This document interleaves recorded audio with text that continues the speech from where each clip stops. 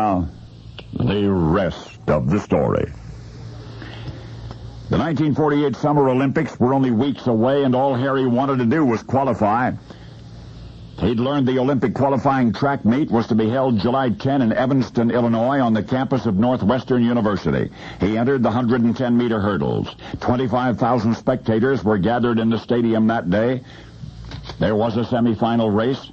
Harry entered, finished in 14 seconds, fast enough to go on to the final hurdles. Now, there were some big names on the starting line, among them Northwestern's favorite son, Bill Porter. And for the final qualifying run, Harry drew the lane right next to Porter. So, there stood Harry and Bill, 4 other finalists, poised in anticipation of the starter's gunshot that would propel somebody all the way to the big Olympics Games in London. The gun fired. The race was on. In the early seconds, all exploded as one down the track, the crushed cinders flying behind them. Harry cleared the first hurdle with ease, seemed effortlessly approaching the second, but then something happened. Inexplicably, Harry's stride got out of sync. He grazed the second hurdle, tipping it forward and down, but he kept on. He approached and cleared the third hurdle. Still, the adept among the observers could tell hurdler Harry's rhythm had broken in a way that he simply could not resynchronize, and that also slowed him down, which frustrated him more. He reached the fourth hurdle, struck it with the lead foot, and batted it to the cinders. The fifth hurdle, the same. The sixth hurdle he knocked down as well. He didn't fall. He didn't even stagger, which made his pathetic performance seem even more remarkable somehow. For there was Harry. He's still running, apparently as fast as he could, but 4 toppled hurdles in his wake, and so dreadfully far behind the others in the race that he actually pulled up and stopped in the middle of the track.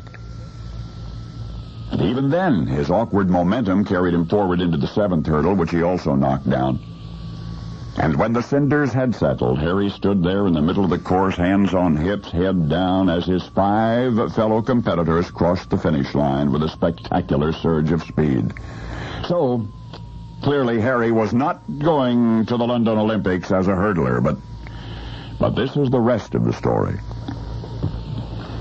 The record books show that Harry Harrison Dillard did qualify for another Olympic event, the 100-meter dash, that he competed in those 1948 Summer Games as a sprinter, even though the experts gave him no chance to win. But Harry did win, and he won the 100-meter dash. And he came home with a dark horse gold medal from the London Olympics. And now one thing more. You remember when Harry was running in the qualifying meet in Illinois? When he performed about as badly as any Olympic hopeful had ever performed?